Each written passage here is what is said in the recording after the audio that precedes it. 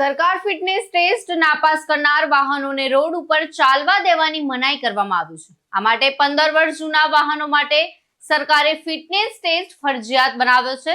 તો આ માટે સરકાર દ્વારા એજન્સી નિયત કરવામાં આવી છે। એજન્સીમાં વાહનને વિવિધ પેરામીટરમાં પસાર કર્યા બાદ સર્ટી આપવામાં આવે છે, પરંતુ મહેસાણામાં વાહનની અનુપસ્થિતિમાં જ માત્ર વાહનનો ફોટો મોર્ફ કરીને સર્ટી બનાવી દેવાતા હતા।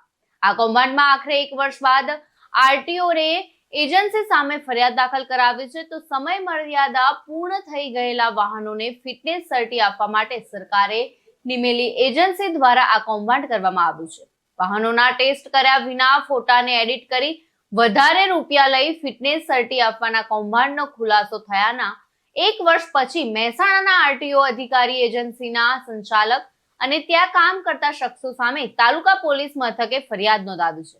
બોગસ દસ્તાવેજો આના આધારે ફિટનેસ સર્ટી આપનાર એજન્સીએ 1 વર્ષ અગાઉ આરટીઓ રદ કરી તેની પાસેથી દંડ વસૂલ્યો હતો। ગાંધીનગરની વાહન વ્યવહાર કમિશનર કચેરી દ્વારા 1 જુલાઈ 2017 થી Naman electronics automated testing station new survey block number 155 Hedua રાજગઢના સંચાલક સંજય પ્રવીણભાઈ રામાણી ને બસ, ટ્રક ને લક્ઝરી સહિતના કોમર્શિયલ વાહનોનું ટેસ્ટિંગ કરીને સર્ટી આપવાનો ઇજારો આપ્યો હતો।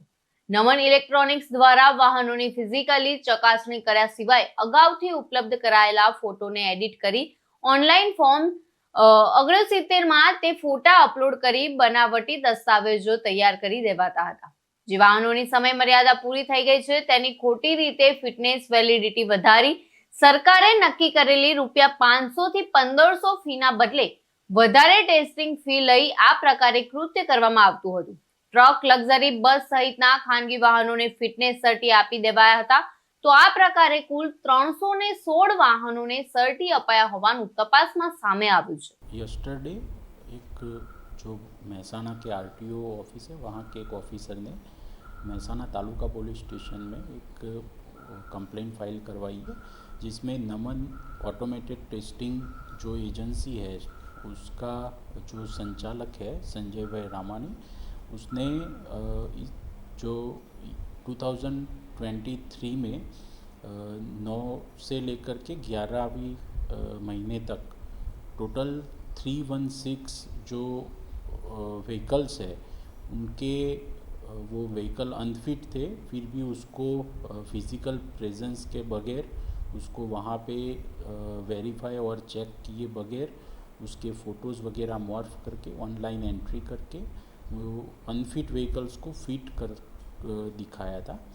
और इसी सिलसिले में जो ये आरटीओ ऑफिसर है उन्होंने महसाना पुलिस स्टेशन में, महसाना तालुका पुलिस स्टेशन में एक फरियाद दर्ज करवाई है, जिसका इन्वेस्टिगेशन अभी चल रहा है।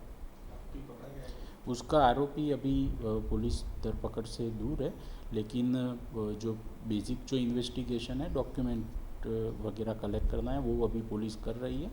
और उसके बाद एक एविडेंस कलेक्ट हो जाए उसके बाद उसकी अरेस्ट कर पुलिस करेगी। तरुण प्रजापति साथे चक्रवात न्यूज़ महेसाणा।